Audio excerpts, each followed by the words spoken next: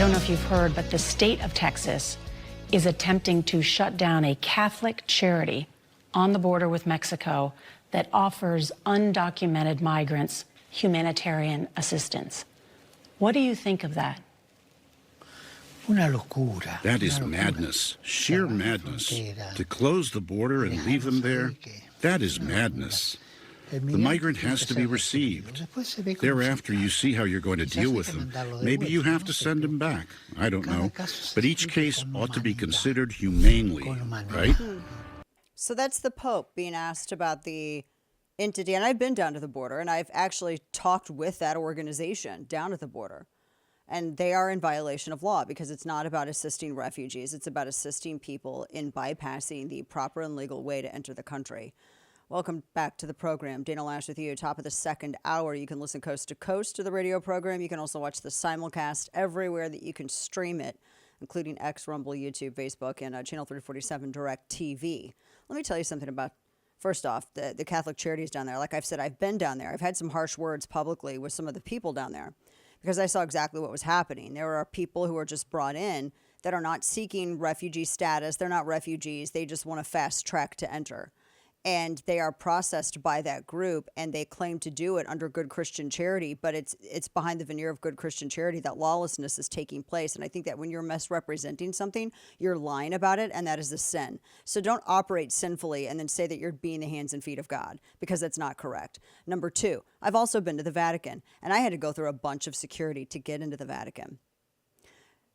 He thinks it's madness, the Pope, to enter into a country lawfully. He thinks it's madness. I went to the Vatican last year. I had to go through an x-ray scan. What is it? The x-ray machine. I had to stick my stuff through an x-ray machine. I had to go through, I don't know how many security checkpoints to get in, because you can't just walk in to the Vatican. You can access some parts of the courtyard outside, but you can't just walk into the Sistine Chapel. You can't just walk in to the Vatican. You can't just walk into St. Peter's. It's not like that at all. And that's pure madness, right? I mean, you shouldn't have to pay anything. You shouldn't have to purchase a ticket. You shouldn't have to do anything like that. And you should be able to just walk in, right? Do whatever you want. Stay however long you want. Madness. I also had to keep my shoulders covered, and I could not have any attire above the knee, whether it's a dress or a skirt or pants or anything. And the same goes for men. Men were not allowed to wear hats in certain parts of the Vatican. And they had to keep, if they had tattoos, they had to keep them entirely covered. I watched one man be turned away at a security checkpoint because he had tattoos visible on his forearm. And I watched another woman be stopped at a checkpoint because they didn't think her shawl was going to adequately cover her shoulders. Pure madness, right? Just madness. You should let the migrants come, right? You should let the people go to God where they seek him, right, Pope? I mean, I'm just saying, if you're going to keep consistency, I just think for the sake of consistency, maybe we should be consistent. So I'm just curious about that. Why is there, if it's madness to expect people to enter legally at the southern border? And again, I've had the benefit of being at both of these places.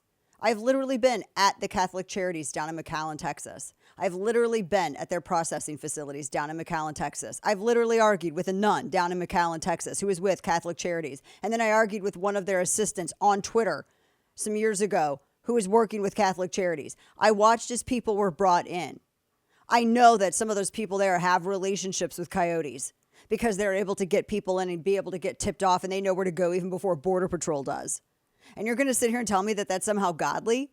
Because you're assisting the criminal activity of the cartel, you think that you're operating as the hands and feet of God?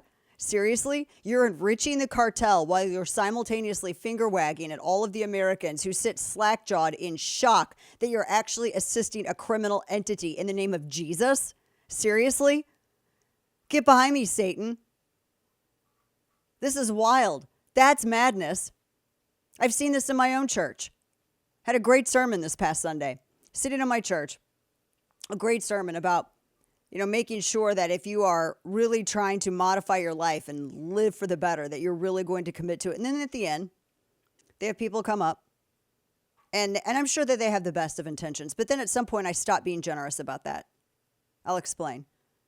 They had people come up and they were saying, oh, well, we have this program that we're doing now for people who are coming up at the southern border and that are refugees, and we want to help them. I'm like, why do Why are you doing that? We have like a whole system for that process, the refugee process here in the United States. And if they're going about it the right way, they don't have to rely on all of these other extra groups. So I was immediately curious. Like, what do you mean you have this whole thing that you're going to help people coming in across the border as refugees? Because not everyone's a refugee. In fact, the vast majority are not. Like the overwhelming majority are not. Just like the overwhelming majority are not asylees. But the way that it was put in the context following the sermon was that somehow you are not being the best you that you could be as a person of faith unless you were assisting lawlessness. As though somehow expecting to give to Caesar what is Caesar and give to God what is God's is somehow a sin now. I love how we're rewriting scripture. And I sat there in the pew and there, every now and then I hear something and I get very critical because I'm one of the people that I do really rely on spiritual leanings to keep me in and faith to keep me on the straight and narrow, because I am a brawlsome, very confrontational person by nature. A lot of fun and very nice, but I really, really have to seek the Lord's guiding hand. And I'm sitting there in church and I'm listening to this, and I just kind of fidget a little bit. I'm like, why is this being presented this way? I think that if you're going to be a shepherd, then you have the additional responsibility of making sure that you get these things correct. You don't get a pass because you're a shepherd. In fact, you should know, if you're going to present this as a policy in the church, then you need to be well educated on it. And I've talked to Border Patrol. I've been to the border. I can't tell you how many times I've talked to all these people and covered this and been down there and seen things and et cetera, et cetera, et cetera. And I'm telling you that the vast majority of it, it's not asylees and it's not refugees. It's people that are exploiting weak and porous southern border. And the cartels are getting rich off it.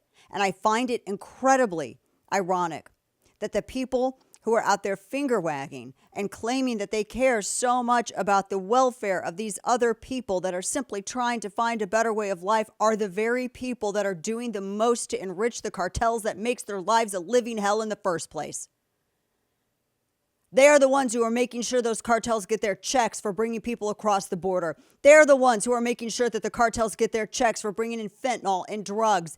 They are the ones who make sure that the cartels are operating, because they go and try to tell people that expecting a lawful, organized, non-chaotic entry into the United States is somehow sinful and that you are not doing your duty as a Christian.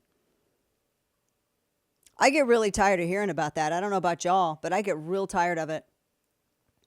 And to hear this Pope say it, I'm not a fan of this Pope. I'm not Catholic, but I'm not a moron, and I'm not a fan of this Pope. I like that Ratzinger guy.